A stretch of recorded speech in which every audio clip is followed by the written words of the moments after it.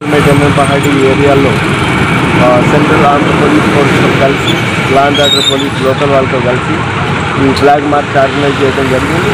దీంట్లో ఉద్దేశం ఏమంటే రాబోయే ఎంపీ ఎలక్షన్కి సంబంధించి మనకి పబ్లిక్లో ఒక కాన్ఫిడెన్స్ ఇవ్వడానికి కొత్తగా ఓటు వచ్చిన వాళ్ళందరూ కూడా ఒక ఓటు కంపల్సరీ వేయాలి అనే అవేర్నెస్ కల్పించడానికి కోసము ఈ ఫ్లాగ్ మార్చ్ ఆర్గనైజ్ చేయడం జరిగింది. ఇప్పుడు మోడల్ కోడ్ ఆఫ్ కండక్ట్ కూడా మోడల్ కోడ్ కూడా ఇప్పుడు ఫోర్స్లో ఉంది.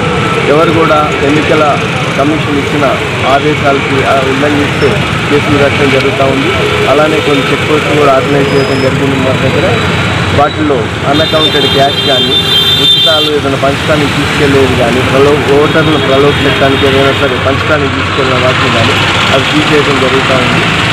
ఈ ఎన్నికల్లో అందరూ ఫ్రీ అండ్ ఫెయిర్ పోల్లో భాగంగానే మేమందరం దీనికి అంకితమై పనిచేస్తున్నాం.